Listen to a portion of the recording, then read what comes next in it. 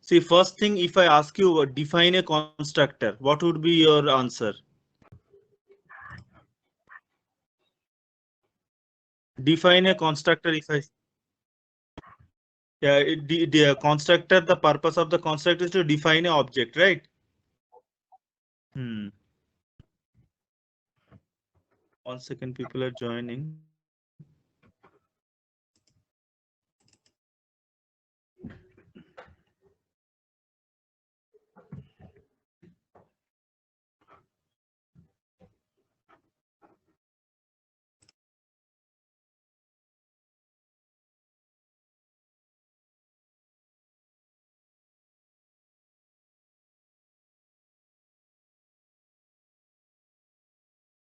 How to make everybody in? They should not be in the waiting room. Do you guys know that option?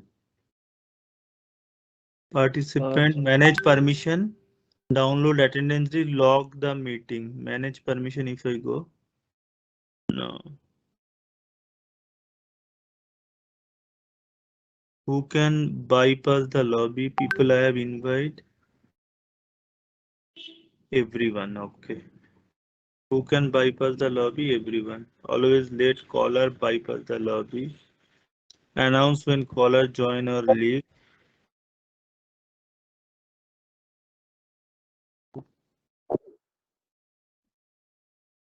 Okay, guys. So let's start the session. Okay. Yes, sir. Yeah. So what we'll do, we'll start off with constructor first. So for the constructor, what we do, see, the definition of the constructor is constructor is a constructor. Is it a function or it is what? It is a function or it is something else? Constructor is a function because it is having a the syntax. If you see the syntax of the constructor, that tells it is a function. Okay. So what I will do, I will create a class, Java class, and I'll give the class name as suppose person. Okay. Now in the person, I have some data. Integer, ID, name, and we have a integer age. Okay. So now what I see, this is class is nothing but this is an abstract data type. Class does not occupy any space for the data. It is just a structure of the data. Is it clear? Are you know this thing? Yeah. When you have a class, it is a blueprint. Means your architect has given you a blueprint of your house in a paper. So that does not physically exist anywhere. So something same like class also. Class is a blueprint which is nothing but a design or structure of the object. It will not occupy any physical space. Okay. Now through constructor, when you are going to set the value for the data of the class for a object, that time physically the existence of the class come into picture. Is it clear, guys? Okay. Now can you tell me how you are going to create a? There are two type of constructor. One is called parameter list constructor. How to write a parameter list constructor or default constructor? Tell me. A public, then class name, person, public class name, person, and open and close. Since it is a function, so open parenthesis close, flower bracket. And here I am writing ID equal to 0, age equal to suppose 20, and name equal to suppose nothing. Name equal to suppose nothing. Okay, now I'll give name Ravi. Okay. So what type of constructor is this one? Person. It is a parameterized or parameterless? Parameterless constructor. Okay. Now when the see, if I write a program class person, ID, name, age, and if you have a constructor, so if I run this program, will I get anything? Why will not get anything? Because because constructor automatically cannot be called unless and until you create the object. Okay. So when you create the object, that time only constructor function would be called, and inside that whatever code is there execute. So if I go like this within a person constructor, I am writing hello constructor. Okay, now I have a main function, public static void. Okay, main. And then what do we have? Suppose string RGS bracket. Now tell me the code for which the person constructor would be auto invoked or called automatically. Tell me the code for that.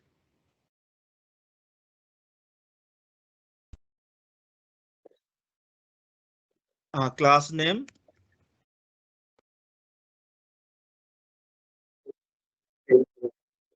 Any user defined name is the object p1 equal to new keyword and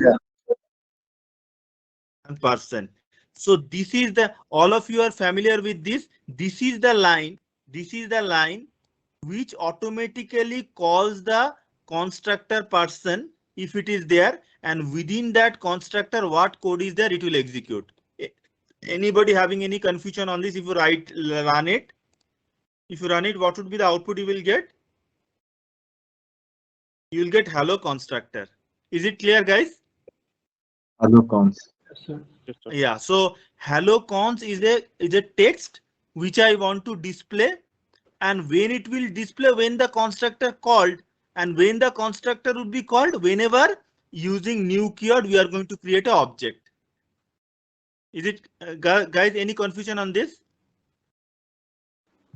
Can you tell me if I write like this, if I write person p1 new person Ravi, who can tell me what would be the output for this piece of code?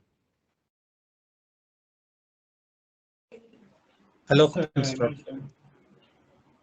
Why hello constructor? See, here we are calling a constructor with a parameter Ravi. Is there any person constructor with a parameter string? Is there? So that means it will throw error. So that means what? You need to have another constructor, public person, and within the, that constructor will have the parameter string name. Okay, now flower bracket. Here I write welcome plus name. Does it make sense? Now you tell me what would be the output. So, but this will, but without this plus name, will it? Yeah, it will be welcome Ravi. Okay, now if I write this one, person p equal to new person.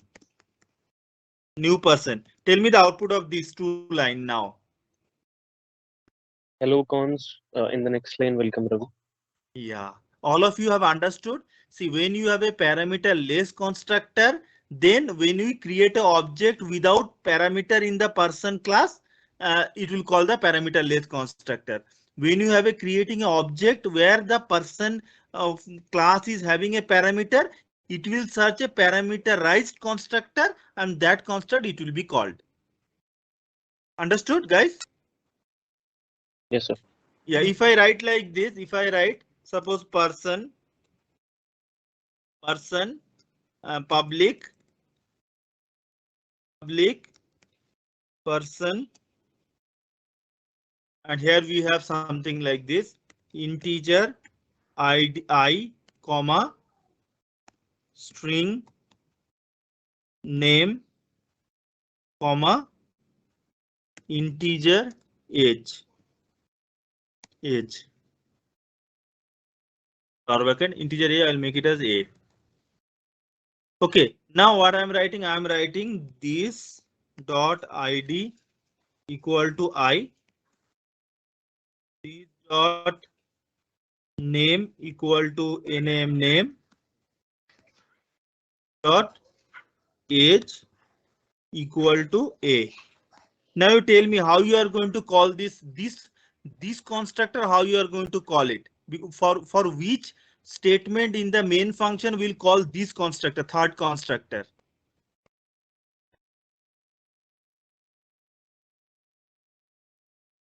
Yeah. So unless and unless we create an object with a construct with a 3 parameterized value, the person this construct will never be invoked. So for that purpose, you tell me the code. দরজাটা একটু বন্ধ করে দাও. Yeah, person, suppose P3 equal to new person parenthesis then. Yeah, so I want to call these 3 parameterized constructor. So while creating object within the parenthesis of the person class, I need to pass 3 values. So I111 comma name, suppose Anil, comma, and then we will have a is nothing but the age is 23. So that will call the these three parameterized constructor, and you are going to set the value for that. Okay, now suppose here we don't have anything. Setting value is not there. I am just writing SO out. I'm writing SO UT out. Hello all. Okay, now tell me the output of the program. This program. Tell me the output of this program. Sir, hello, Kumar.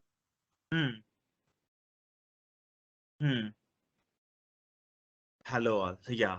So this piece of line is calling a parameterless constructor. So whenever there is in a program, in a main function, whenever you are having a new keyword and creating object for that line, it will search in the class. It will search in the person class whether that type of constructor is present or not. If it is present, that constructor would be called, and within that what code is there, it will execute. Then after that, control again comes back to the next line of the main function. Next line again, we are getting a new keyword where we are creating another object. For that object, we'll see that type of constructor is present or not. In the compiler will check that type of constructor is present in the person class or not. So it will call that constructor and execute the code inside the constructor, and again comes back. And the third line, again another new keyword, again it will check whether 3 parameterized constructor is present in the person class or not. If it is there, then it will invoke that constructor, execute the code inside that, and it will come back. Is it clear, all of you, when the constructor is invoked and which type of constructor would be invoked when? Is it clear with all of you? Yes. Yes, sir. Yeah. So that means constructor can be overloaded.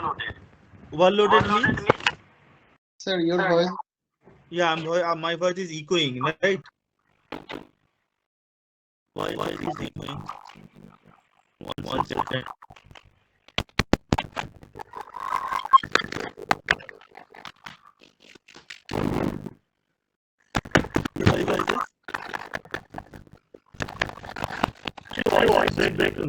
Yeah. My voice, I can understand. Am I okay now? Yeah, you're audible. Audible. Okay. Yeah. Okay. Now the here we have learned when what is this constructor is a function, special type of function, and when the constructor will be when you create an object. So when the constructor will be called, background sound is coming. All of you mute yourself.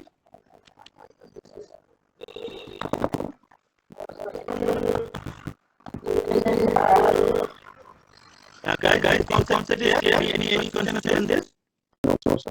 Okay, fine. So you tell me when the constructor will be invoked.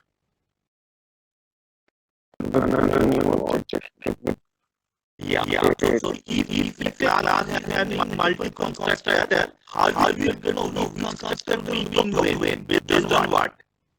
based on the parameters. Based on the argument. Yeah. So here no argument, so no argument constructor invoked. Here one string argument, so one string argument constructor to be invoked. Here three parameter argument, three parameter in a new keyword, then three parameter constructor to be invoked. So that is the thing. Now the part of here I am just putting the message in the constructor so that I will show you how the constructor calling is happening. But actual case where what is the purpose of the constructor to initialize the value for an object. So what you do, I'll do that now. Now all of you are using IntelliJ, is it not? Yes, sir. Yeah. So for that purpose, what you do, I am how to create a how to automatically create the constructor in IntelliJ. Anyone wanna know? Yeah. Right. Where you go? Right. Generate. And then which option you choose? Constructor. And then you select all the fields, all the attributes, and then you click OK. So you don't have to write much coding for creating the parameter constructor for a particular class or for the data. It will automatically create for you by IntelliJ. So that you will not you save your time writing code. Is it clear? Understood? Yeah. Yes, sir. See, in the development constructor, you have that many parameters, how many parameters, how many values, or how many variables you are in the class. Fine. Okay. Yeah. And then the bottom of the constructor, you have these variable equal to parameter variable. These variable equal to second parameter variable. These equal to third parameter variable. So what is the purpose of anybody can explain? What is the purpose of the parameter constructor? What is the dot equal to ID, dot equal to name, dot equal to age. So when we will be using these support in our main, tell me.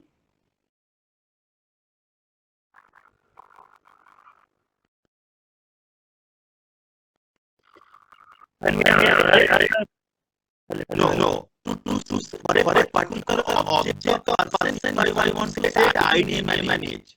Got it? See, one you need to know. These concepts to be very clear. See, if I have a class, student or person, if I have a class person, okay, and in the person class is having a variable ID, it is having a variable name, and it is having a variable age. Okay. Now, if I create a number of objects from the person, okay, it is nothing but P1 object. Then there we are creating another object P2. Listen very carefully. This is a very important concept. P2 object. Then we are having P3 object. So I created a number of object. P3 object. Can you tell me P1 object with P1 is the object of person, P2 is object of person, P3 is object of person. How you have created that?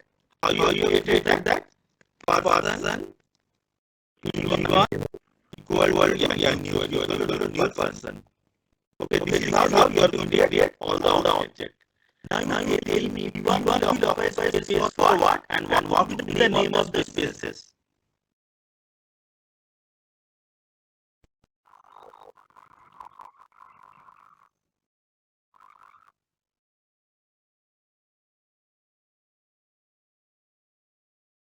No, that is okay. See, don't worry. There is no argument over here in the diagram. You are seeing one very correct, but I am not going to do it here. As a diagram, if the person is a class, if the person is a class, and if P1 is an object of the person class, then P1 will occupy space for what variable? Sorry. Yeah, class. So what will be the space name? This. Yes, is very important concept, guys. See, P1 will occupy how many space? It will occupy this space. Now can you guess what are these spaces? ID name. Yes, here the first name space will be P1 dot ID. Okay. Second space name would be P1 dot tell me what? Name. Name. And what is the third space name? P1. P1 dot age. Similarly, what about P2? P2 will occupy space for what? P2 dot ID. P2 dot P2 dot. Yes. That is what P2 also. P2 dot ID, P2 dot name, P2 dot age. What about P3?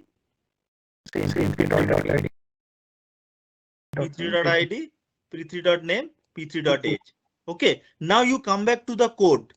I am writing person P1 equal to new person person. So whenever I create a P1 object, person P1 equal to new person. So in a memory, it will occupy what space?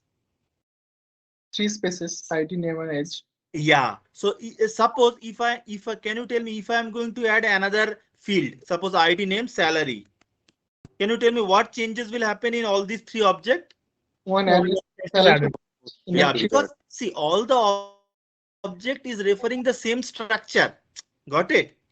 So if your architecture has given you 3-bedroom house and seeing that design, if you create 20 houses, all will have the same look and feel of that design. Means all will have the 3-bedroom house. It will be not 1 2-bedroom, 1 3-bedroom, 1 4-bedroom like that. Because all the houses you are making by seeing the same design, by seeing the same blueprint. So all the look and feel would be same.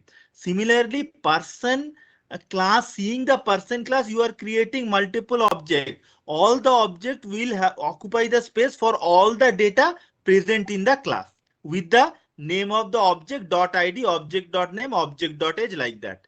Is it clear, guys? Yes. Yeah. So yeah, now whenever I create a P1 object, P1 in a memory occupy P1 dot id, P1 dot name, P1 dot age. Now I want to store some value in P1 dot id, P1 dot name, and P1 dot age. Okay, so for that I will take a help of the person constructor. Does it make sense, guys? Yes, sir. See, whenever you create an object of person, that object will occupy a space in the memory with the data present in that class. Now till now these spaces are empty, right? But I want to assign values to that. Is it not? Yes, sir. Yeah. So how to assign the value? For that I have a constructor with me. So how to assign? Suppose I want to assign P1 ID. I want to assign this one. P1 ID I want to assign 121. And name I want to assign Ravi. And age I want to assign 21. Now tell me, this assignment, how you will be doing it in programmatically? It'll pass as parameter. Yeah, pass as a parameter. So ID 121, you pass 121. And then a name, you pass it as Ravi. And then what do you pass it as? Age, you pass it as 21. So this is the code. Can you tell me this piece of code is calling which constructor? Person. A person constructor. This is calling person constructor, and 121 is going to this ID, Ravi is going to this name, and 21 is going to this age, and then this 121 will be this dot ID, Ravi would be this dot name, and age would be this 21. Age would be this dot age. Now here the concept comes. What is this dot age? What is this dot? This dot ID. Any idea what is this dot ID? For this line of code, when the object called the person constructor, this dot ID referring which object? P1. Exactly. This is nothing but P1 dot ID. So in your diagram, see P1 dot ID is there. P1 dot ID space name. Getting? And then what about this one? This dot name is referring what? P1 dot name. Yeah, this dot name referring what? P1 dot name. P1 dot name. P1 dot. So in a P1, so we are initializing the value for the P1 object. Okay. What about this dot age then? This dot age, P1 dot age. This dot age is nothing but it is referring indirectly P1 dot age. P1 dot age. So P1 dot ID equal to, I am making it as 1 to 1. P1 dot name using this keyword, I am referring to Ravi. And the P1 dot age, what I am referring to 21. Is it clear, guys? Okay. Internally, this is nothing but for which object calling the construct, for which object constructor gets called. This means that object dot ID, that object dot name, that object dot age. So now see the P1 ID 1 to 1, P1 name Ravi, P1 is 21 we have assigned. Now you tell me I want to create a P2 object and I want to assign ID 222, name Anil and age 34. How you can do that? Create a new object. Yeah. Similar. So yeah, how will create a new object? Tell me. Person. Person. Yeah. Person. Class name. P2. P2 equals P2. to person. New keyword. New keyword. Person. Person. ID to Pass the 222, comma something something name. Suppose Anil. age. And 24. age suppose 34. Okay. Now you tell me when this line got executed, what changes will happen in this person constructor? become P2.id. Yeah, now this became P2.id. Now this P1, this is not P1, it is became P2. And this dot name became P2.name and this dot age became P2.age. And if you see the diagram, so P2.name is ID 222, P2.name Anil and P2.age 34 got assigned. Is it clear, guys? So Yes, sir. for different object creation, when the constructor gets called, this will refer to that object. Understanding? It is like this. Suppose when I am talking to Shubham, Shubham is referring me. Means I am referring to Shubham. When I am talking to Roshan, then I am referring Roshan. Means this is referring Roshan. When I am currently talking with Chitresh, I am referring Chitresh. So this is a reference over here. Currently, which object invoke that constructor? This is referring to that object. Fine, clear, guys? Yes, sir. Okay, yeah. So this is the concept of what is it called? Constructor. Constructor means it is help us to assign or initialize the object object with values. So see, when you create an object, by default it will occupy space for the data present in the class and it will be empty. Through constructor at the time of creation of the object, you can set the value. Okay. Yeah, tell me.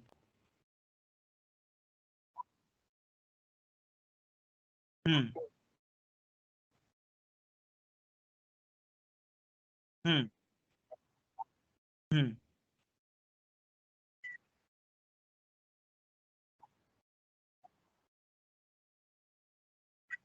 Yes.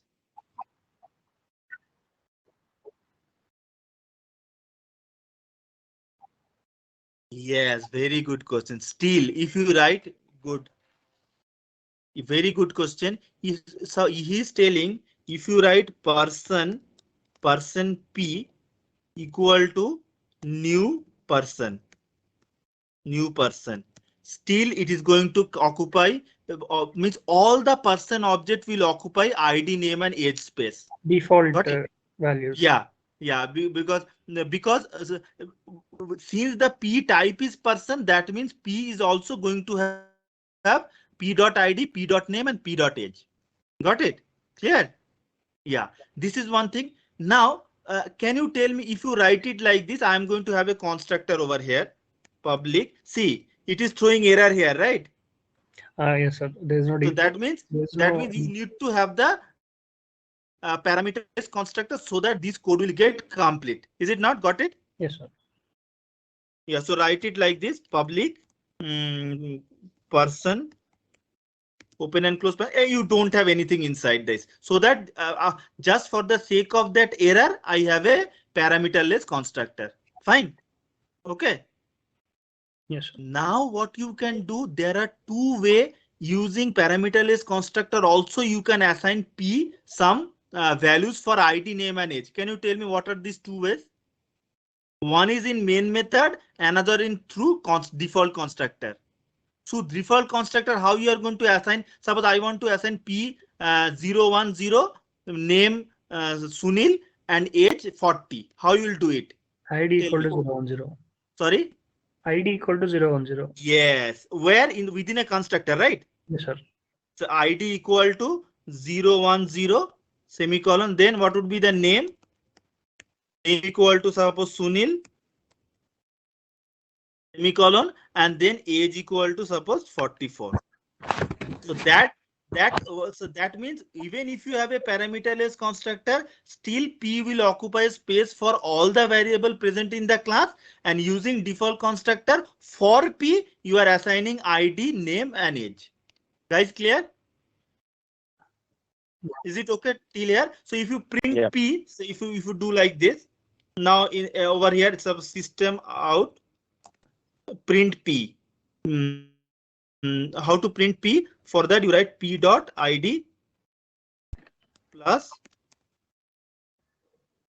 P dot name plus some space plus P dot age.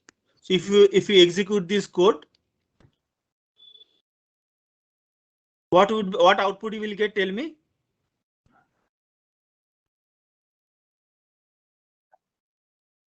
Yeah, 010 Sunil and 44. You'll get that. Okay, getting? Yeah. So this is a so your question got answered.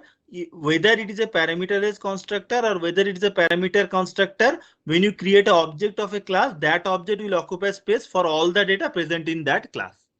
Okay. Now see here ID, here ID means which object it is referring this ID? P. Yeah, name is referring which object? P dot name. Yeah, age is referring which object? P dot age. Age. This same assignment you can do it in main function also. Any idea? I have created an object P, and then for that P object ID, name and age I want to assign in main function. How that can be done? P dot ID. Yes, you have to go with the explicit name of the space P dot ID. See, in P dot ID equal to 0 equal to suppose 08 equal to 8 semicolon. What P dot name equal to suppose Shravan. Okay, semicolon. And then P dot age equal to you are going to go for 45. So you are going to get the same output. So this is so which is a better way, constructor way of initialization, or in the main function if you use one variable and assign the value for that particular object, which way is better? Constructor way is a reusable way. Same code you are using for different object initialization. Otherwise in main you have to do P1, P2, P1.id, P2.id, P3.id, P4.id. You have to write the same code again and again. So to avoid that, you put it in the constructor. So ID equal to means this.id when P1 calls person, P1 ID. When P2 call person, P2 ID. When P3 call another, so you are reusing the same code for the different object. So that is the reason constructor way of initializing for the data of for a particular object is better. Is it okay, guys? Understood? Yes, sir. Yeah. So like that. So what you will do? Yeah, this is if you run it, you will get the same output. See, 8 Shravan 45 you are getting. Okay, understood? Yeah.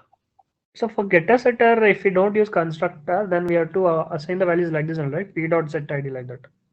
Yes. So suppose if you go for getter setter, so what I will do, I have a see always a Pojo class or a Pojo means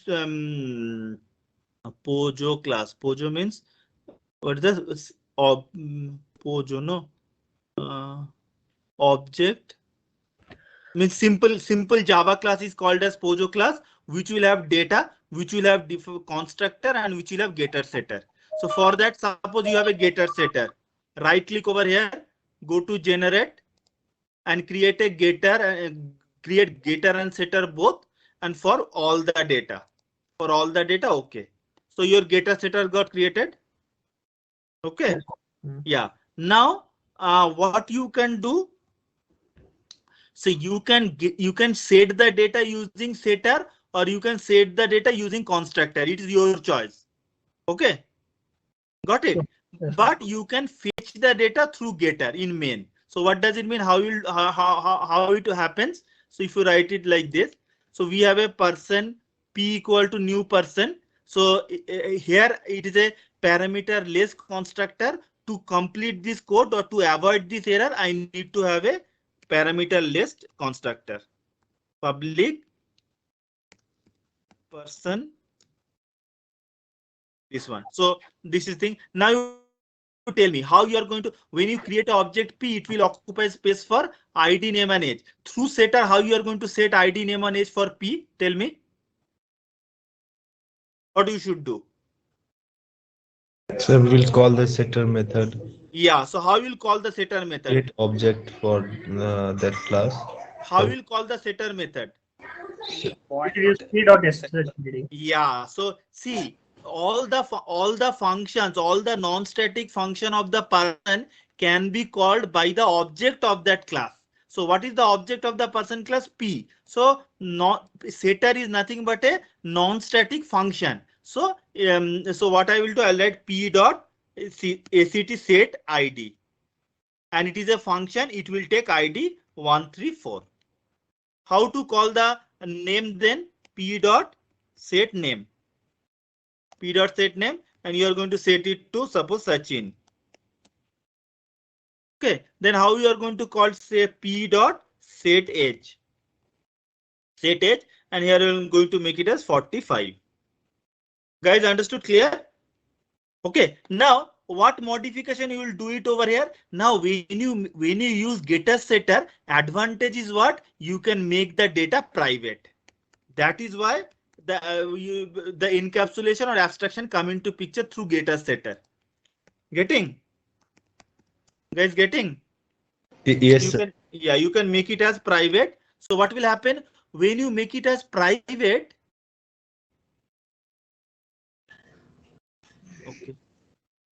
Okay. When you make it as private, what I will do? See, I'm going to create another class here. Sir, please do it in next step, sir. It would be easy for us to understand. Okay, fine. Okay. So we have a getter setter. So now we can access through setter. I have set the value for ID, name and age for P, and how we are going to access the data. Can you tell me P dot what function should I call? For Get setting ID. Get ID. For fetching the data, get ID. For fetching the name, get name. get name. Get name. Get name. For fetching the age, get age. Get age. Get age. So these are the things. Get age, you will get it. Fine. Now if you run it, you will get the same thing. So 134 searching 45, you will get it. Okay. Clear? Yes, sir. Yeah. So so now suppose I don't want to use setter for setting the data. I want to use the constructor, but for fetching the data, I want to use getter. So what you should do for that? I am not going to do the setting the data through setter. Those setter I am is having in my code. Setting means initializing the data I will be doing with this constructor, but fetching the data I will be doing with get ID, get name, and set age. So for that purpose, what code changes required? Tell me. To pass the parameters. Yeah, you have to pass the parameters. So see, we have a constructor which is taking ID, name, and age as a parameter. So here I will go for 134, Sachin, and we are going to get 40, 44 or 45. So now see, now if you run the code,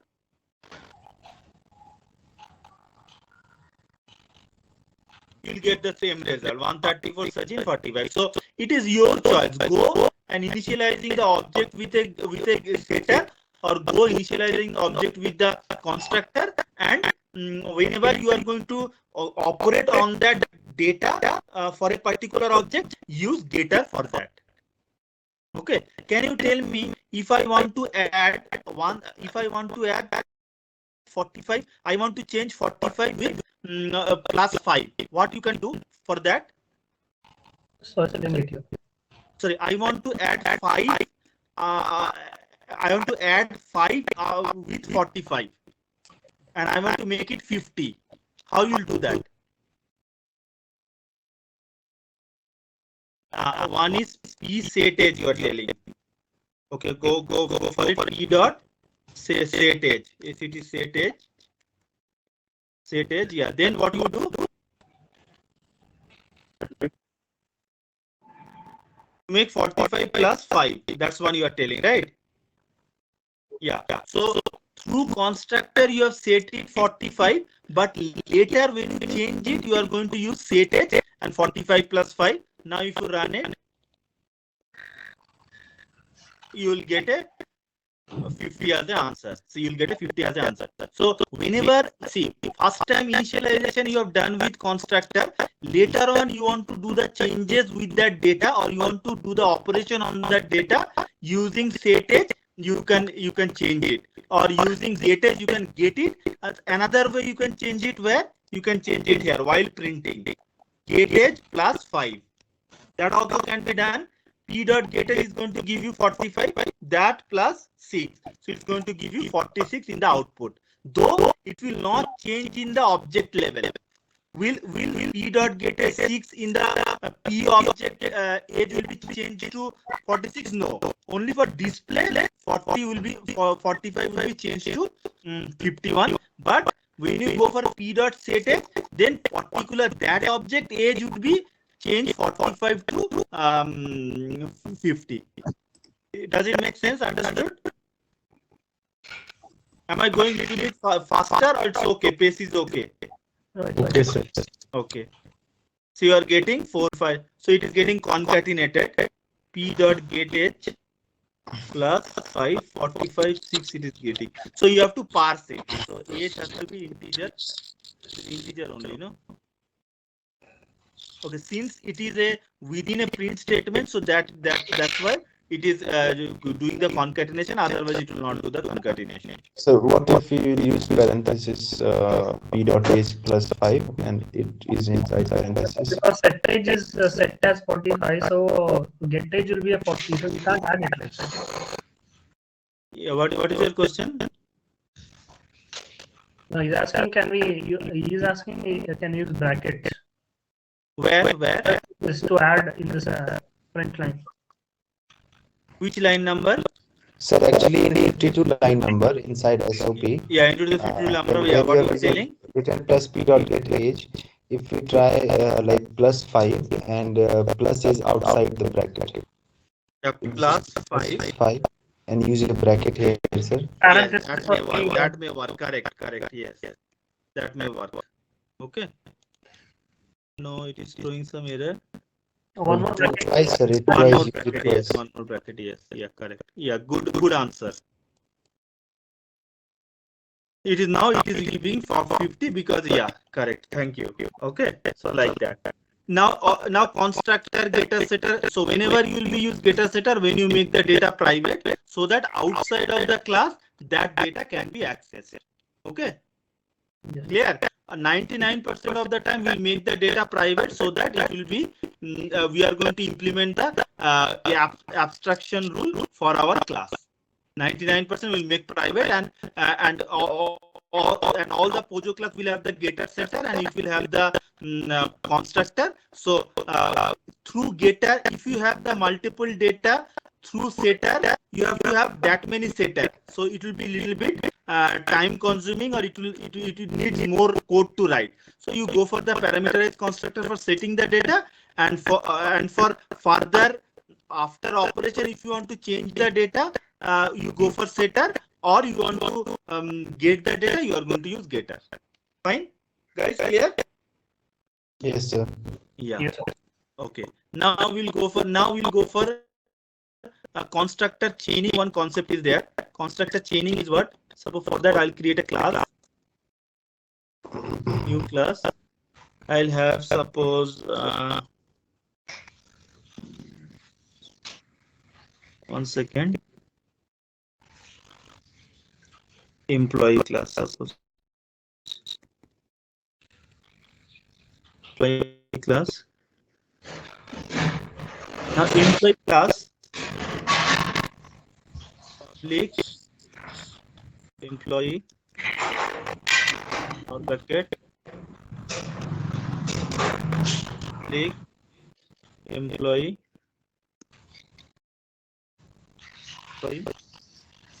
integer id dot bucket public integer, suppose integer x here, x integer x comma integer y. Okay. Now we have a main function. Within a main, I am going to create employee object. Employee equal to new employee. Now here in the new employee, it is calling THI this 5. It is calling this 5,10. It is calling outline x into y. Can you guys tell me what would be the output for this program? X comma y is equal to 5. With 10, 15. 50, sir. 50. Let me see if I run it. You'll get 50 on the answer. Who answered 50? Can you explain how you got it 50? Yes, sir. Yeah. Actually, Tell here me the first, flow. in line 4 we initialized x as 5, and in line 6 then again we went inside line 8, then we initialized y No, as see, 10. don't see. You start programming from the main, because the compiler start execution from the first line of the main, second line, third line, so on till it reaches the main closing flower bracket. So you have to explain from here. Okay. So for this line, employee equal to name a new employee. So for this, First object is created, then we are starting no constructor, no parameterized constructor.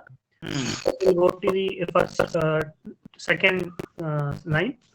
So there we are initializing, we are passing parameter 5 to the next constructor. yeah. So how you get to know from here control comes here, from here will control not comes here? How will get to know? Because we are passing only one single parameter. Yes. See, See, a single parameter constructor. so within a constructor, this will refer the constructor which is having single parameter. So it will call this constructor. Okay. And then within this constructor, this x comma y 10, it will call which constructor? Next, where parameter constructor is. Yeah, 2 parameter. So here x would be 5 and y would be 10. So x into y 10 would be the output. This concept is called constructor chaining. So Okay. if here was in line number 4, if there was constructor and we have two things in the parameter, and in the line number 8 if we had only one thing, so it won't go here. Yeah, if you have some, yeah, good question. If you have like this, if you have 4 comma 5, Yes. okay. So can you tell me what would be the output then? 20. Yeah. So for this line, control comes here, and it will call the two parameterized constructor this. It will go for 4 and 5. So 20 would be the output. There would not be any call for this constructor at all.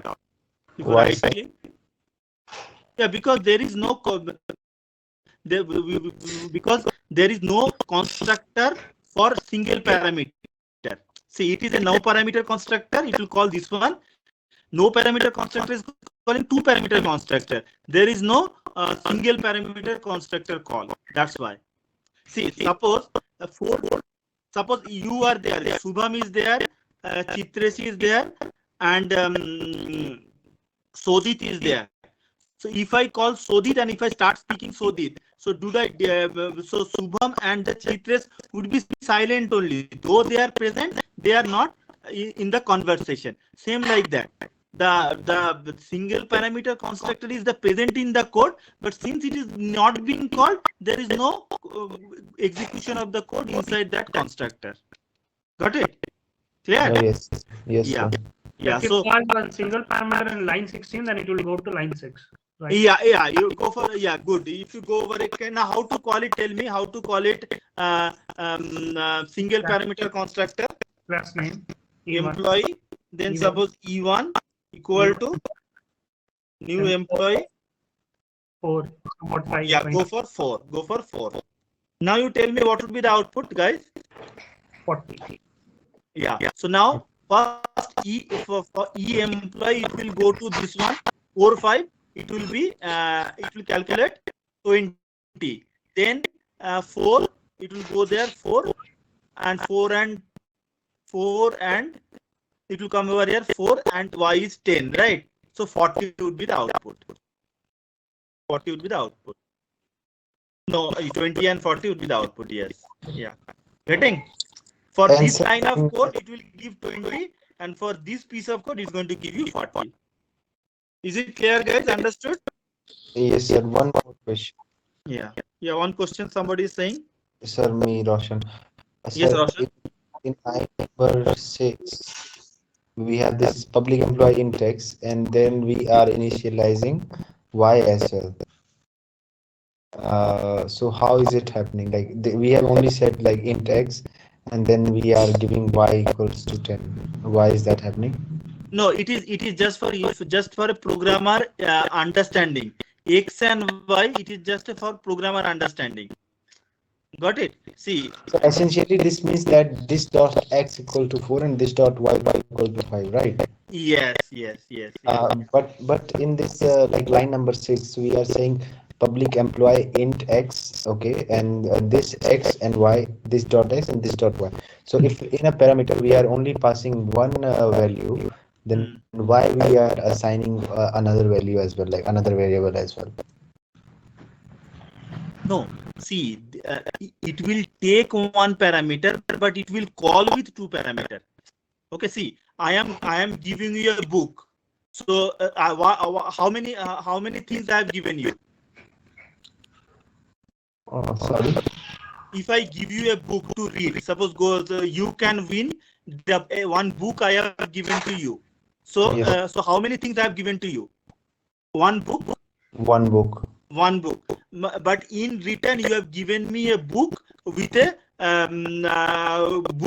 pen. Okay, so you are returning back to me two things. So that means while calling, I am passing one parameter, but you are calling another person with some other set of values. That can be done. Got it? But according to the question, sir, this y is not initialized anytime before. So because if we go to main function line. No, not initialize. See, here only we are passing the y value for 10. You are not initializing anything. So at this point, how my machine knows that this is an integer variable? Because in line number 10 we are saying it's an integer, but in line number 8 we are not saying it's an integer. No, see, whenever you write these dot, whenever you write this one, no, whenever you write 23 and 10, whenever you employee single parameter constructor is calling employee two parameter constructor, so it will search whether two parameter constructor is there or not. Suppose I comment it. I comment this line, it will throw error. See, if 2310 there is no constructor with a 2 parameter. So it is a error code. Got it? Yeah, this is referring, yeah, from one constructor we are referring another constructor using this. Okay, maybe actually when we are doing this, when it was uncommented, so I think Java machine saves it like a object, and Yes. then it do the searching, right? See, whenever compiler will check whether 2 parameterized employee constructor is present in the code or not. If it is present, you can have this code. Otherwise, you cannot have this code. It will be error. Yes, sir. Now I understand what is Understood? happening. No, yeah. Yes.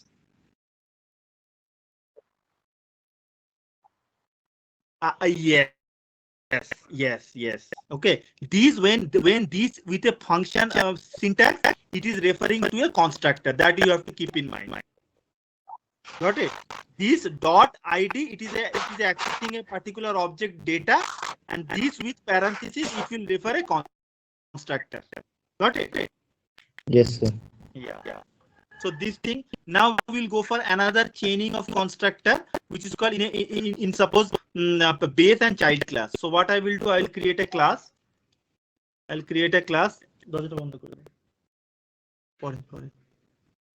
have a Java class base. Suppose parent, I'll give name parent, and I'll have another class child. Okay. Now this type of example you have worked in your sprint. So parent, where is parent? Parent is having suppose parent is having data. Parent is having a constructor public parent or bucket, and it is having a constructor suppose. What I'll do, parent will have some data integer height HEIGST height and semi and comma suppose weight WEIGST weight. Okay, so parent is having 2, and here we have a parameterized constructor. So I'll create the parameterized constructor here. What I will do, right click, generate constructor. Both the constructor I want. Okay. So a parent is having height and weight, and it is having a, for that we are having a constructor. Okay, now tell me how you are going to make child as the child of parent. What is the syntax?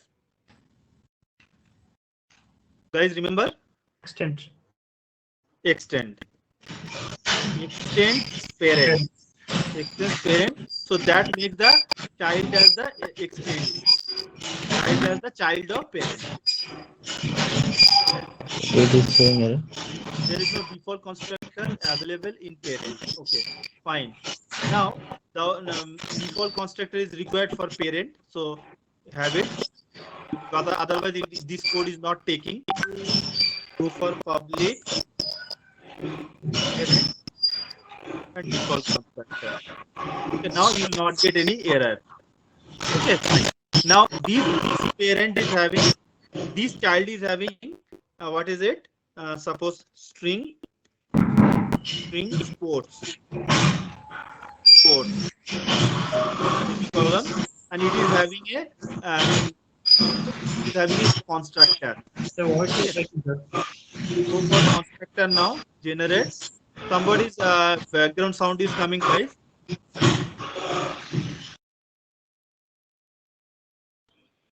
See, when you are going to create a constructor for child 3, if you see that, generate constructor, what it is telling, any idea?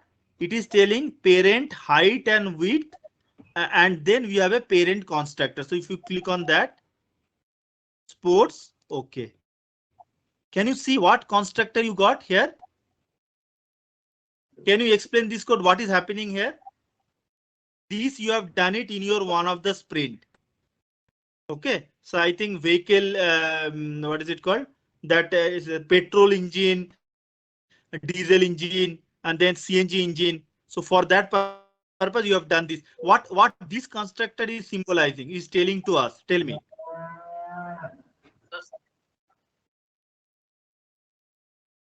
See, I am creating a child constructor, and child constructor is having only sports data. So it should have only a sports parameter constructor. But apart from sports, it is having a height and width construct parameter also included in the constructor. Why is that so? Because child is the child of parent. Got it?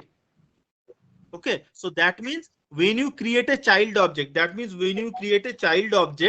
so how to create a child object?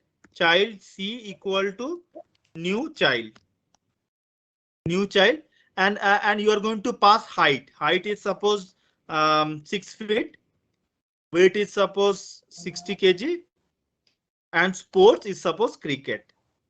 That child. Suppose cricket. Okay, semicolon. Now, now what has happened? For this is called inheritance level constructor chaining. So from the child you are calling the super constructor. So you are not writing this piece of code. If you are not writing like this, you are not writing this dot height. This dot height equal to HEIGST height. You are not writing this. You are not writing this dot weight. Weight equal to weight. Why you are not writing? Because these two line is already there in the parent class. If you go there, this dot height and this dot weight. Got it? So all the parent class public data and function became the child class in a inheritance. So because of that reason, so these two line is not required. These two line you are referring by just calling super keyword. Super is referring to the parent class, and that height and width for a particular child object through parent constructor you are assigning, and only new property of the child sports you are assigning to these dot sports. Is it clear, guys? Have you understood this concept? Yes. Any confusion? Anybody who have not understood it? Sir, hello. Hello. Yeah, tell me. How many people are there? 1 second. The number of participants 11. Okay. Yeah, tell me. Someone is asking something. Yes, sir. Yes, sir. This is Roshan. I was asking, sir, that height and weight we are taking from the parent class, and sports we are assigning. Yes. Not taking. In a child object, for a child, see, child when a parent object is having height and weight and child object is having sports, that means child object is actually having height, weight as well as sports, because it is an inheritance. Because child is, see, through parent we inherit the property, right? We got the parent complexion, we got the parent height. Through gene we got the parent intelligence. So there are properties height and width which we have inherited from the parent, but sport is our own property which our parent does not give it to us. I am good at cricket, but my parent was not good at cricket. So whenever you create a child object, all the public data of the parent will be transferred to child.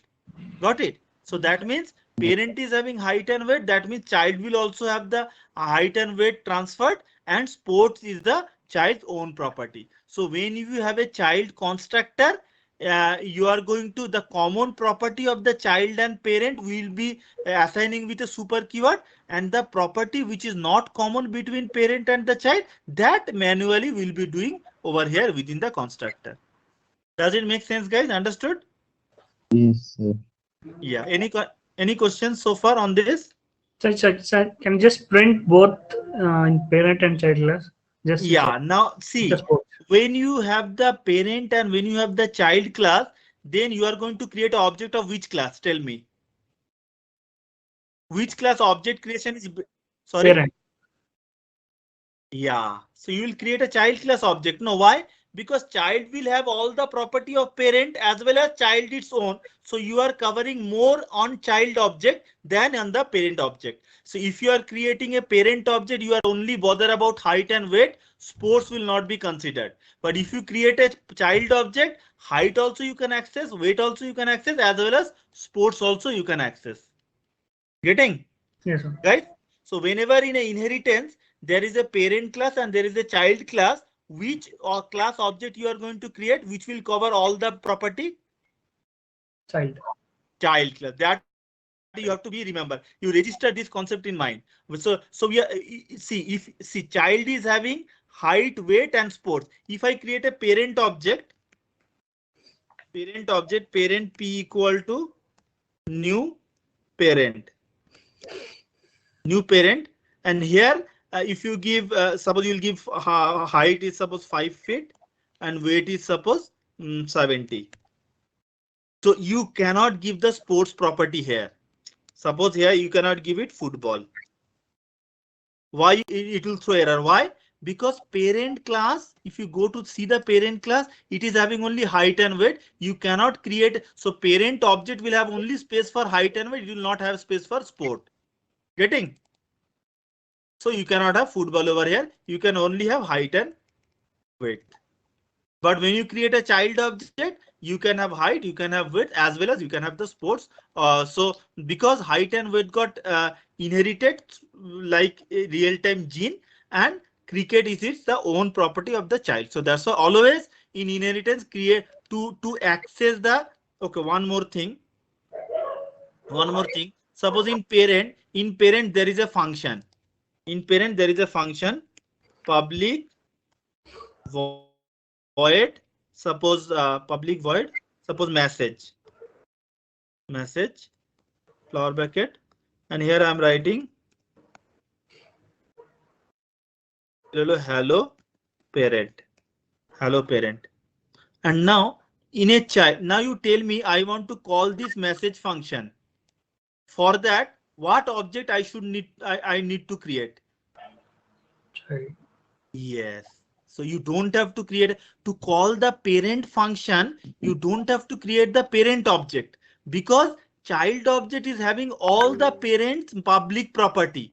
So height and weight public default data got transmitted to child, as well as the parents, as well as the parent function MSG also got inherited in child. So now child object is having MSG, it is having parent constructor, it is having height and weight. So I will be creating child object only to call the MSG function.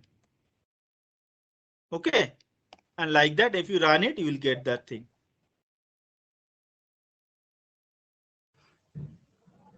See, hello parent is getting called. Now, if I have another in a child, if I have a function public void msg1 suppose, and it is telling I'm printing hello child. Now how to call the msg1? Tell me by referring which object icon msg1?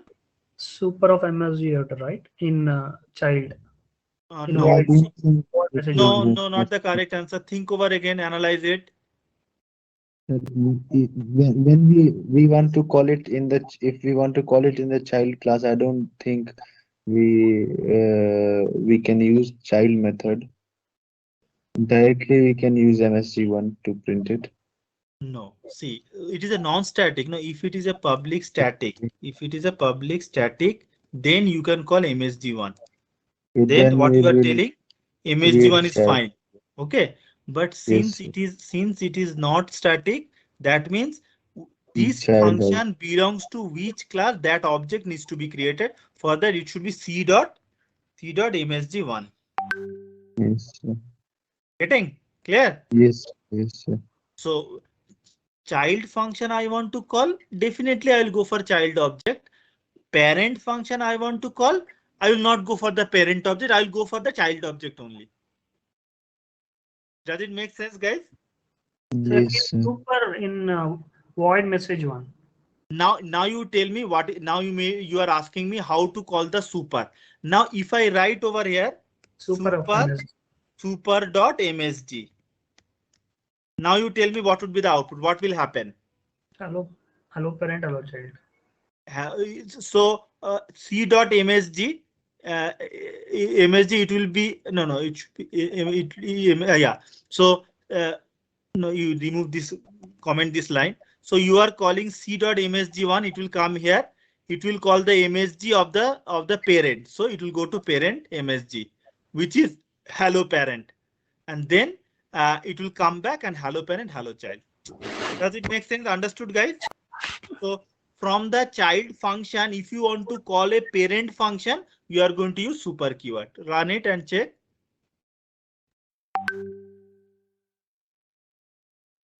See, hello parent, hello child is getting called. Fine. Okay. Yes, sir. Yeah. So when in a inheritance, when you have a parent class and you have a child class, then we are going to create the child object, because child object has the access of the parent public data, has the access of the parent public functions, as well as child object definitely have the access of its own data of the child class and its own function as well. Got it? Yes, sir. So which one is better? Local company is better or MNC is better? Because MNC means it includes local also. Got it?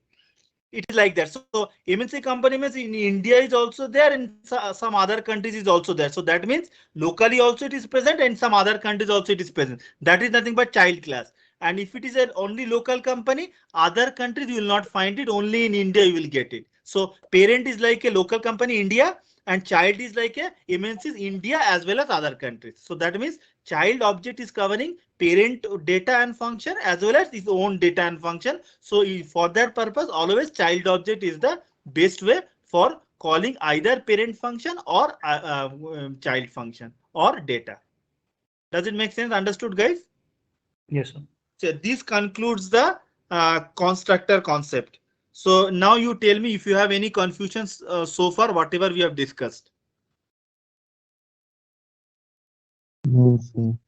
No, are you getting bogged down with so much of theory or so much of concept, or you are getting it and you are registering in your mind how it is? Yeah, we're getting it, sir. Oh, getting it. Okay, fine.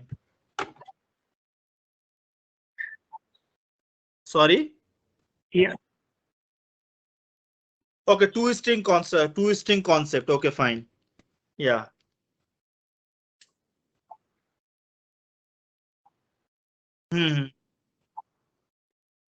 Object type data with a construct. Okay, good. Understood. Okay, so see, suppose I have a employee class here. I'll remove. Can I remove all this? Yes, sir. Yeah, I'll remove it. Employee class is having. I'll remove the main function also. Okay, main function, let it be. Employee class is having a data integer ID. Okay, and it is having a another data address addr, suppose. Okay, now see, ID is a primitive data type integer, fine, but addr is a variable which is not primitive data. It is not a string, it is not an integer, it is not a float, it is not a double. It is what? It is of type address. So address is another class which object is the part of the employee data. So that is called aggregation. So I need to create an address object. Right click, new Java class, address address. Now address will have what? Address will have some data which is called integer city. So not integer city, string city, semicolon, and it is having a string. Suppose country, city and country. This only two I will have it. City and country or state. Okay. Okay, now the thing is that I am going to have a address. I am going to have a constructor and I will have getter setter, right?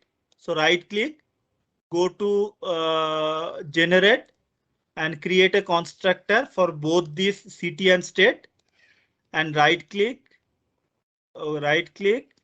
Here you right click. Go to generate, create a getter setter for these two. Okay, so you have a getter setter of city state and you have a address constructor. Is it clear now, guys? Okay, next thing. Now you come to employee. Employee is having this one ID and address. So for that purpose, what I will do? What is the problem here? Address is never used. Okay, now for this I'll have a getter setter again. Go to generate. First you go to constructor.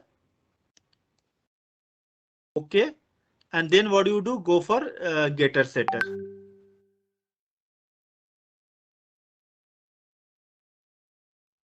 Okay. Okay, now you guys tell me. Now I want to create a employee object. I want to create a employee object. That employee object will occupy space for what? Can you tell me?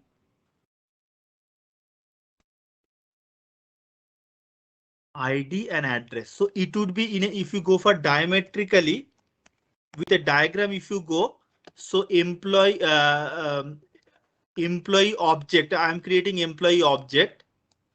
Employee object. Employee object will have ID. Correct? It will have ID. What the next thing it will have? It will have address. It will have address.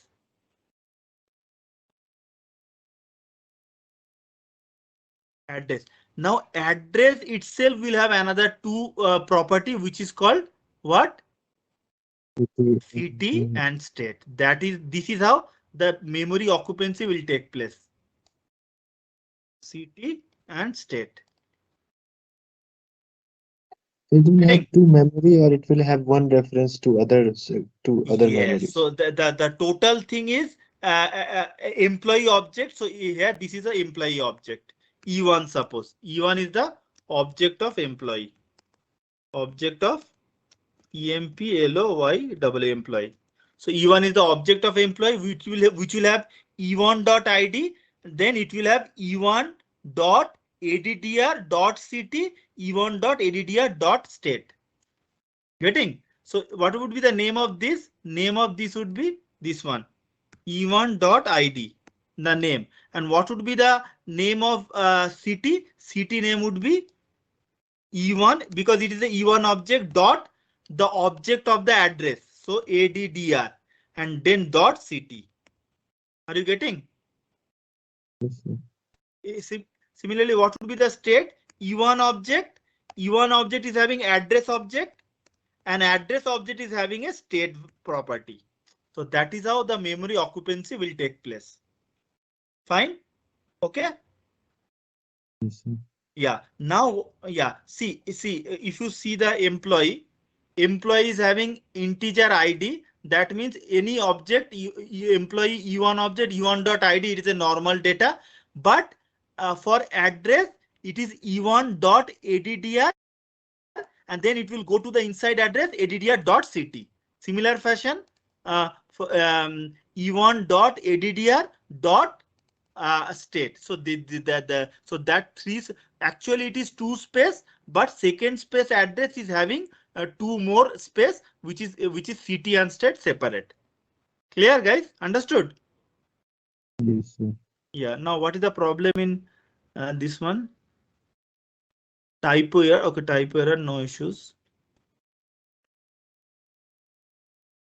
Okay, this is the issue actually. Delete it. Okay. Now you guys tell me. I want to create an employee object ID 222 and city Bangalore, state Karnataka. So that I want to in this over here. I want to put this value.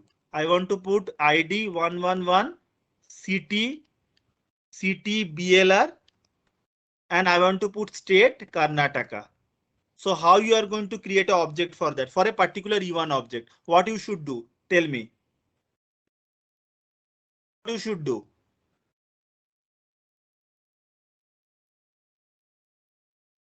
If first you need to create the address object with Bangalore and Karnataka, and then you are going to create a employee object where you are in a constructor of employee, you will pass ID as well as address. Getting? Yes, sir. Employee object is having address. If you don't have address, you cannot create employee object because address is the part of the employee. Understanding?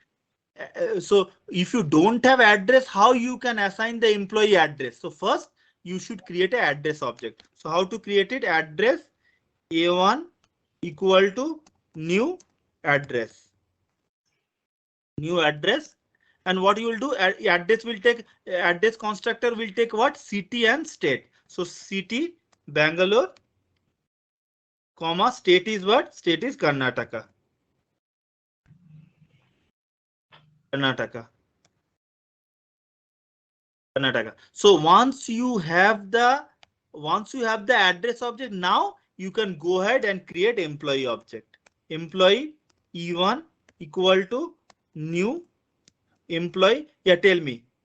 New employee is asking what? Tell me what you should give ID, employee. ID and address. First is the ID 111 ID and then Address. what you give over in the next parameter?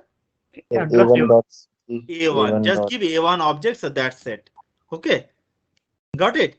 Now, so now what I have done for the E1 employee object, I have set ID 111, which is this one, and for the employee object, I have set the address, and address is coming from the address object because see, address over here, it is not a primitive data type. It is a object of a class address. So that means you need to create an object of address. That object of address would be the second parameter of the employee. So A1. Now within A1, you have a Bangalore and you have a Karnataka. Guys, clear? Does it make sense? Yes, sir. Yes, sir. Yeah. Now you tell me how to print. Now you tell me how to print 111 city and Bangalore and Karnataka. What you should do for that? Let's see who can answer it.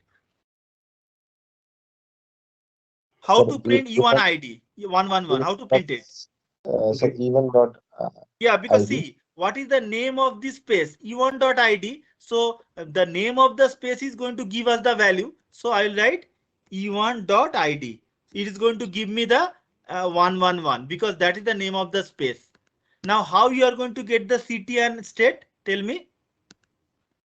E1 dot See the diagram. A1 dot city. E1 dot. A1 dot. What is the name of the space? If I write E1 dot, will it work? Plus E1 dot. A1. Not A1. E1 dot. See, this A1 is fine. Actually, you have to use this object name which you have declared in the class. Okay. E1 dot addr dot what?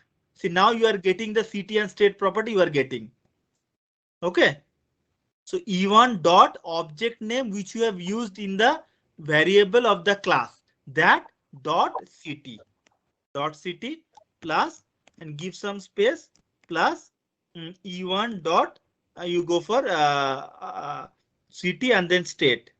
E1 dot addr dot state dot set. So now if you run this program, employee, see 11 BLR Karnataka you are getting.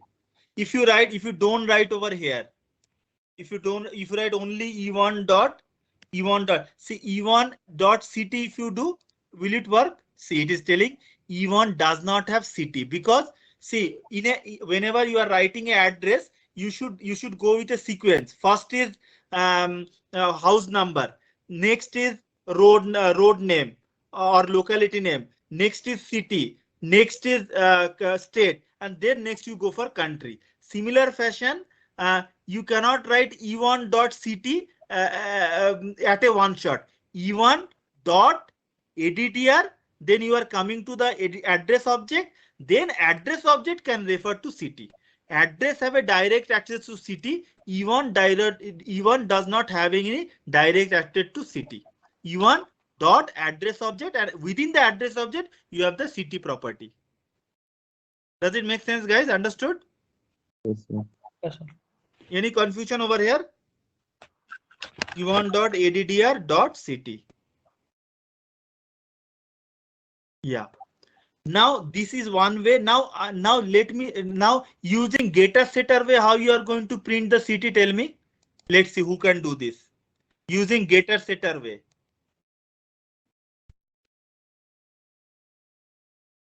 First, in the setter, we will set the What do you do? I want the city using getter setter. So e1 dot get what? e1 dot get Got addr, get addr. So you are getting the address object. Address object, you got it. Then what do you do? City. Get city, get city. So this is a accessor and mutator way of accessing get city, or which is there in the address object. Let's see, e1 dot get address. If you see here, where is the getter? e1 dot get get at c. e1 dot get address is returning a address object, return addr. So that means using this you are getting address object, and once you got the address object, that address object can fetch the city. That object can fetch the city, get city. Get city, string city is going to get fetched. So this is very important concept. You have to understand it. When you have a class and that class is having a data as another object of another class, then using getter setter, how to access the city which is under address and address which is under country under employee, e1 dot get address, get the address object dot get city inside that address. What about Joel? Are you understanding? Sagar, Jitesh, Kuddus, Vaishnavi, are you getting or not? Sir. Yes. Any confusion over here? So when we use toString, Sorry. toString. Okay, toString. Now you are telling you want to use toString. So for that, I'll go to address, which is a Pojo class, and here I'm going to have a see. If you go to employee, and if you try to print the address, if I try to print the address is dot out, and I want to print the address. So if I write addr, can this give us the addr e1 dot addr? Can this give me the address detail? Yes, sir. If let's see, run it and check.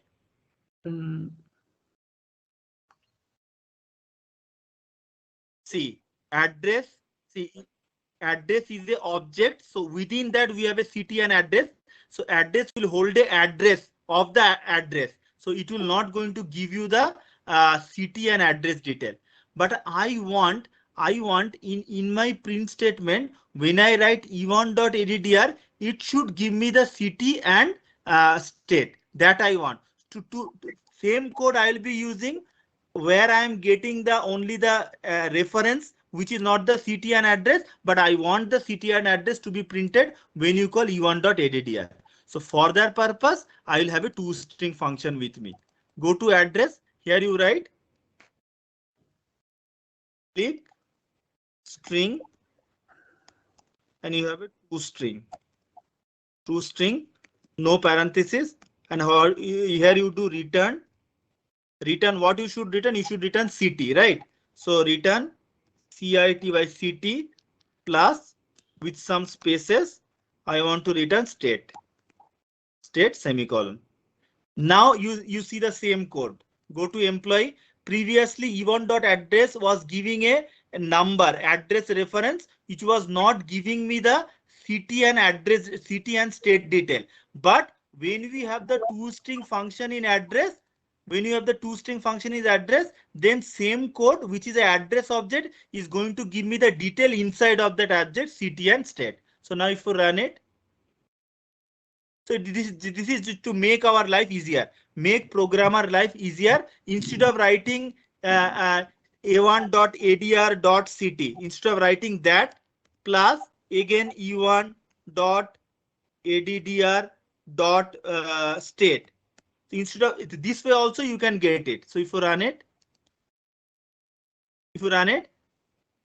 yeah, you'll get the same result, Bangalore and Karnataka. So instead of writing code much, what I will do in a system.out.println, I will just pass the object name, and when you pass the object name, it will search in that particular class is there any toString function is there or not.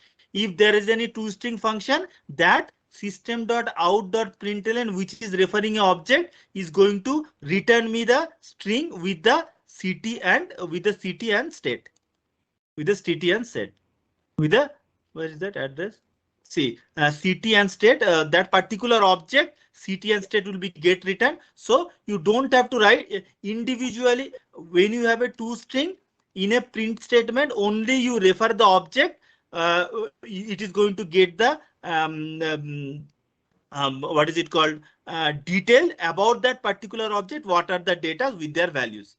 Okay, which was not, if toString is not there, then e1.address, this is going to give you an address. It will not going to give you the detail inside of it. Does it make sense? And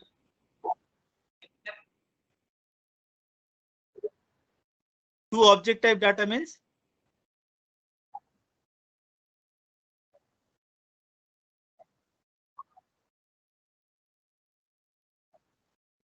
Okay, for that, you suppose you have a address, and then you are having something. What is it? Another object type of data you are telling, right? Okay, address. Then what is the other? You just give me an example where the employee can have another type of user-defined data. HRA. Okay, fine. We'll go for HRA salary detail, right? HRA. Suppose HRA. Okay, semicolon. Now we need to create a HRA class. Right click, new. Go for HRA class. Got the HRA class. Then within HRA class, you have suppose integer salary, and you are suppose integer HRA amount. Like these two classes, these two data you are having. For that, you create a constructor. What do you do? Go generate constructor. Click on this. OK. And then you are going to have the getter setter for that also. It is always whenever you are creating a Pojo class, create this thing because that is going to save your life as a programmer. So you have this thing. Now for this, I am going to create a toString also automatically. Go to generate and then you go to toString. See where is toString? It is got to automatically you don't have to write the toString at all. Okay. Now what you will do? Tell me in employee what you should do now. To set the value for the HRA object of employee, what you should do now? Create an object for employee. Yeah, create like address. You have to create an object of HRA. HRA, suppose HR equal to new HRA. And that will have what? Salary. It will have salary. Suppose 40,000. 40,000, comma. It will have HRA amount. Suppose 2,000. Okay, then semicolon. So what you have got now? You have a HRA object HR which is having salary 40,000 and 2,000. Now you tell me in the HRA class you have the toString. In the HRA class you have the toString, is it not? Where is the toString? Yeah, you have the toString. Now how to print the HRA detail? For that, what code you are supposed to use? Tell me. Yes, that's a system.out. Here you write e1 dot, or if you write only HRA also fine. Okay, because one second, HRA if you do, no, e1 dot. See here, e1 is not being assessed. So now you have to remove all these things. Okay, because HRA getter setter is required and HRA constructor is also required. So right click, go to generate HRA is the new data in our employee class. So that has to be added in the parameterized constructor. So go for these three constructor and getter setter for HRA also, because this is the new data, right? Generate getter setter for HRA only. Okay. Now what do you do? In an employee object, what you should do? Employee one A1, and you said last third parameter should be what? HR. HRA. Okay, that's it. So now Yes, sir. E1 object. What is the problem? No Only static HR. field HRA cannot be opened. Here it's only HR. So you have to pass the object as HR, right? In here, in main method. Yeah. Yes, correct. It should be HR.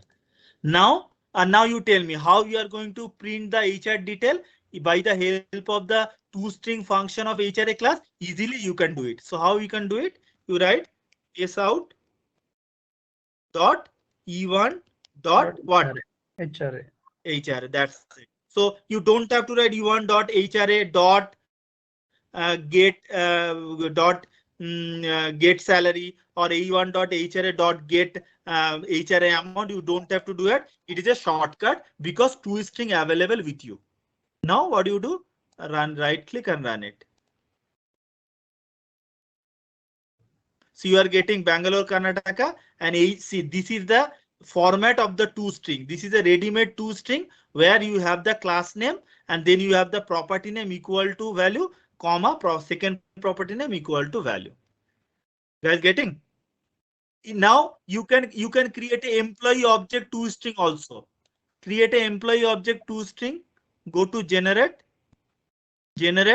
a toString for employee. See, ID, address, HRA, all would be there.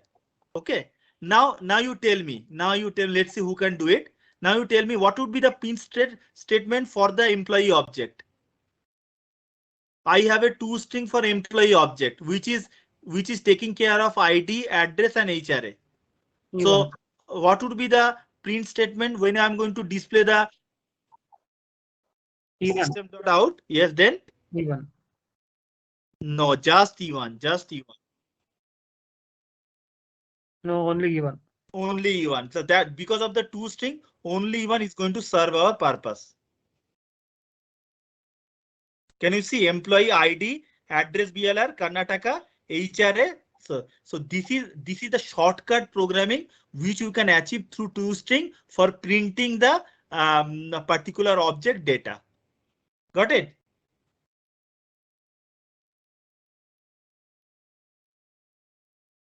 Yeah, that also you can do that directly because all is having toString. No, all is having toString. So that means you can do HR, only HR, or you can print only at ADDR.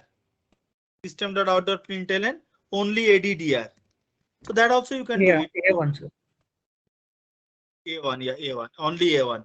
Okay, but that was not possible if you don't have toString for address. This is not possible if you don't have toString for HRA. This is not possible if you don't have the toString for employee. Now right click, run as. So separately you are going to get the result.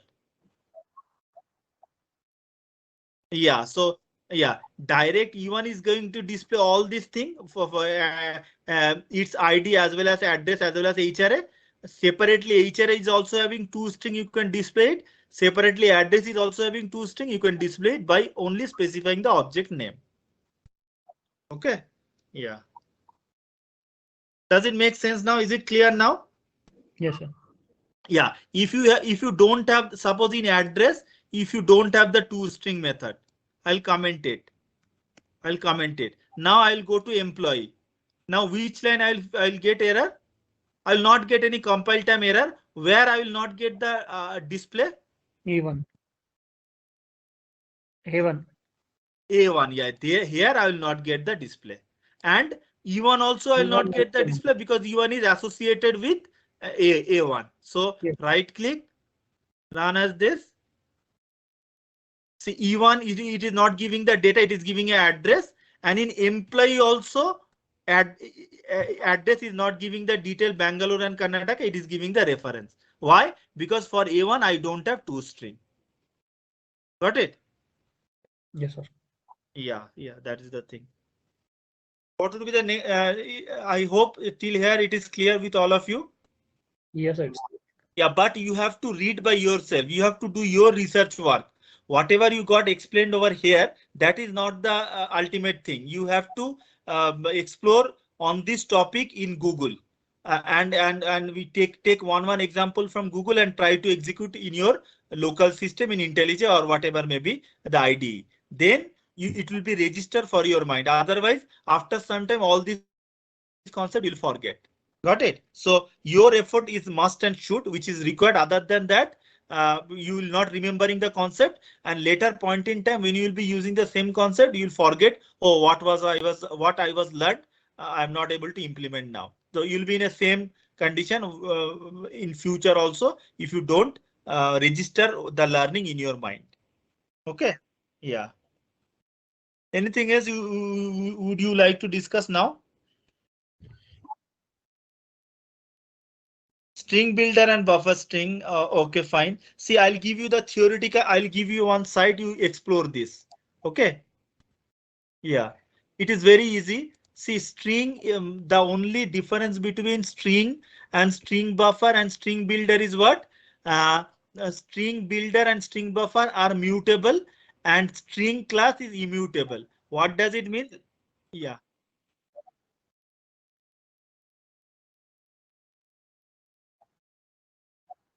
Oh, no, easily you can convert it using toString only. You can convert it. See, converting string builder to string in Java. I think toString function will serve that purpose for you. Yeah, toString. This is the thing. Okay, so string builder SB equal to new string builder some string. Then SB dot toString is going to convert string builder to string. Fine. Yeah. So see, this is the example. You go through this link. I'll share you this link to you. Is very easily explained everything. You'll get to know everything. There is not much difficulty in understanding this. So string buffer means you can change. See, suppose you have a string hello world. Okay, got it? It is like this. I'll just give you the overview. Suppose you have a string string s equal to hello world. Okay, and then you have a string bufffer buffer sf equal to new string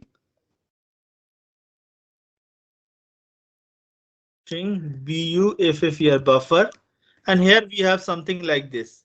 Same thing. hello world. Okay. Now what does it mean? It means S is the reference of the hello world. So hello world is stored somewhere in the memory. Hello world is stored. So it is like this. hello world. Hello world is stored in the memory somewhere, and S is nothing but a reference for that space. S is nothing but a reference for that space. So this space reference is suppose 1000, and this is holding the 1000. Okay, so this is concept of string class, where the string object is nothing but a reference to a string which is there in the memory. Got it? Now, if I want to change hello world to hello Java, what I can do? I will write like this: S equal to hello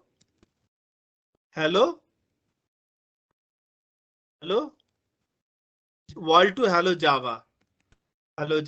So when you do that, what will happen? The S which is referring 1000 location, it will no longer locate that. It will no longer locate that. So so S will not be having 1000. Now S will having a space S will having an address where the hello Java is there. Okay, so it is like this. Come over here, hello Java. So now this hello Java space is suppose 2000. And over here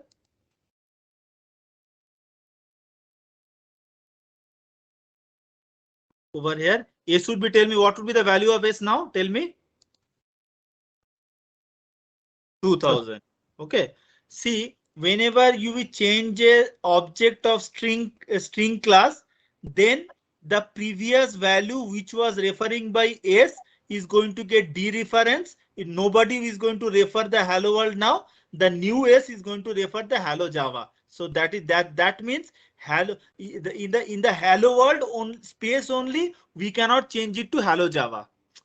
Okay, so this is cannot be this is called concept called immutable. Hello world in the same space is not going to be modified with hello Java.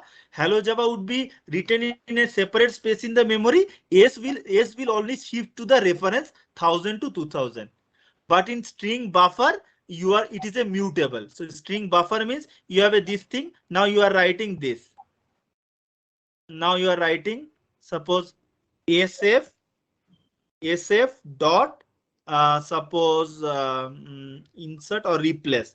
You go for replace. SF dot replace 1 2 3 4 5 6 7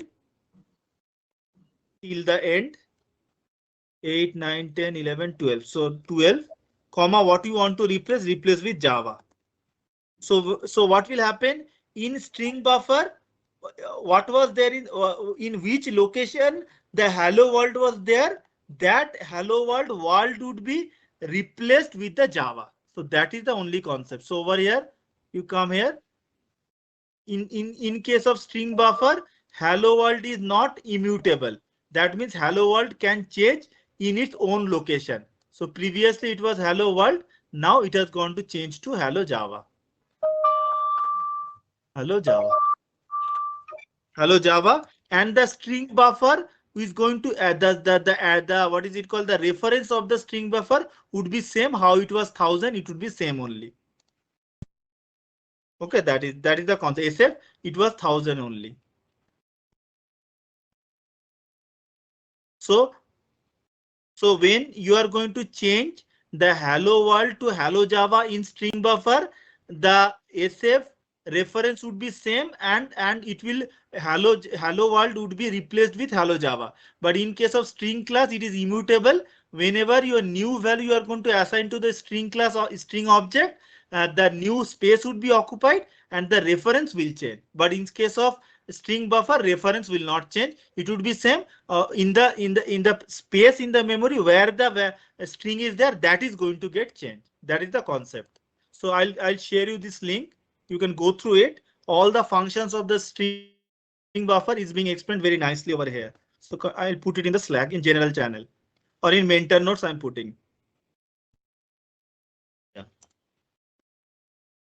Guys, is it okay? What is the next topic you want me to discuss? So one doubt actually. Yeah. Sir, we have two methods. So one method we have done on calculation and we return the value. Okay, so can we pass that value of that method to as a parameter to other method? Yeah, definitely. No. How can we pass it? Like what? One more time, you say your questions. So now actually we have students, 5 students. So we have calculated the total marks of each student. Okay, so that array we have returned. So that in next method you have to check the top scorer. So can we pass this total marks array as a parameter into the? Yeah, definitely. How can we pass it? Yeah, it is. See, if we will go for this one. Suppose Java class. Suppose you are having a array demo means okay. What I'll give students, right? Yes, sir. Okay. Student is having what data? It is having a. Tell me. Student is having what? Marks. Marks in marks of subjects. Marks. Okay. Marks should be array. Marks should be array. I think it is array, right? Yes, sir. Yeah, it is array, suppose. So integer array. Okay, fine. Okay, next what it will have? Integer string name, suppose. String name. Okay, fine. Okay, this is the thing. So you have the integer array of marks. You have this thing, and now you are going to have a getter setter. Getter setter for both, and you have a right click constructor for this. Okay. Now what you are telling in the main function of this, right? Yes, sir. I'll calculate the total marks. Yeah, public. Okay, main.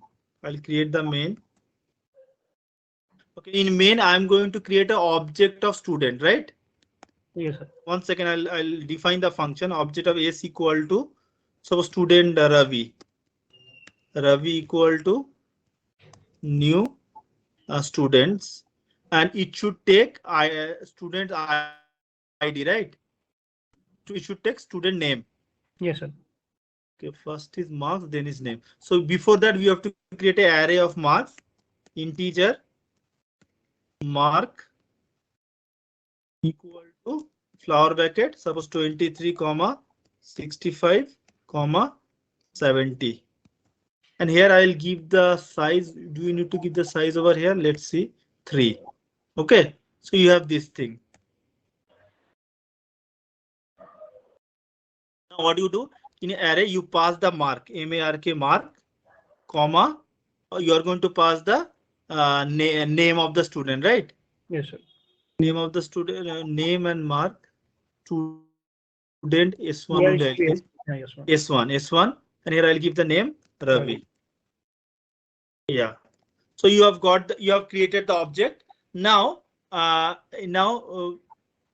okay. Now what do? You want to create a function. You want to create a function where you are going to calculate the total marks, right? No, sir. No, it's okay. In student only, we will calculate total marks. So then student only will calculate total marks. That actually, means there this are, one you will tell. we say there are 2 students. So there are 2 students. I'll create another student. Control V, S2.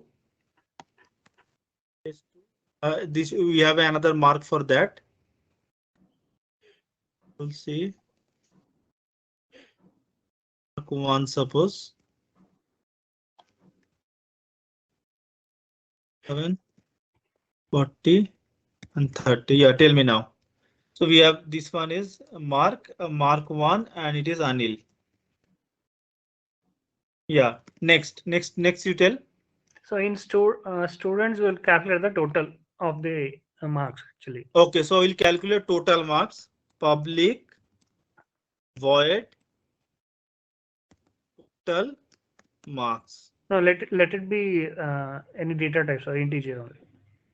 Oh no, that I'll do. No problem. I'll do it. Yeah.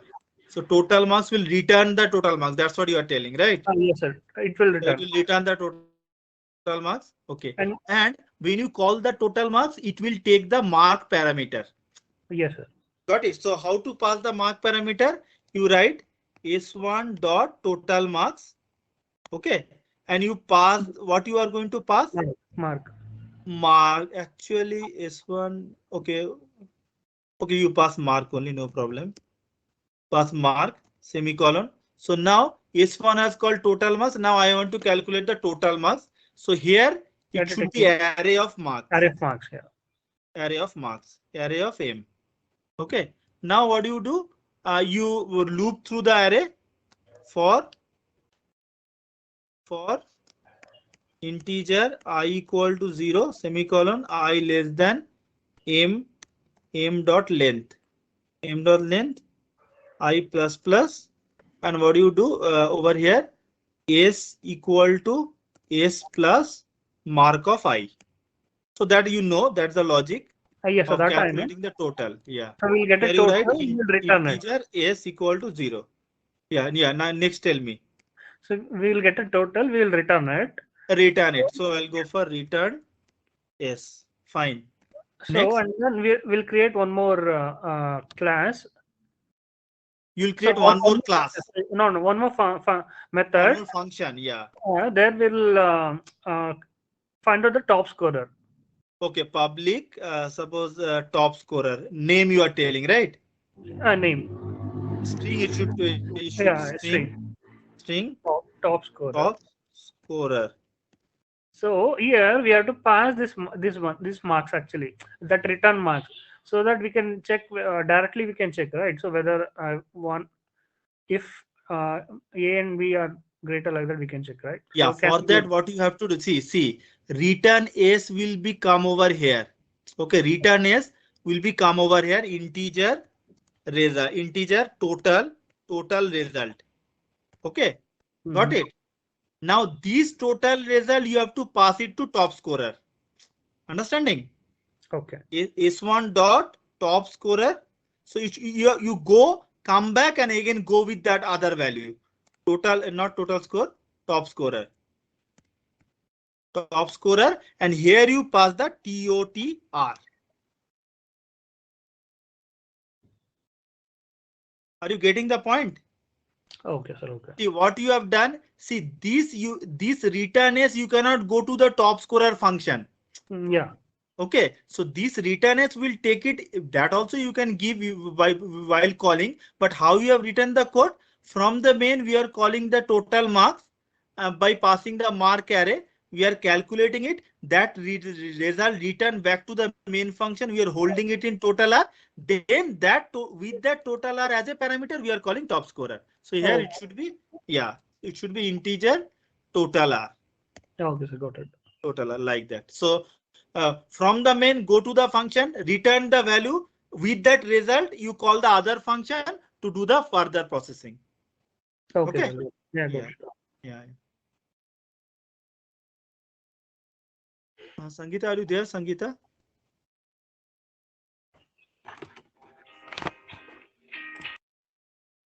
Okay, guys, I think this much would be there in today's session. If you take some more topic, it would be a overburden for you guys. Is it not? Or you want me to take some more topic?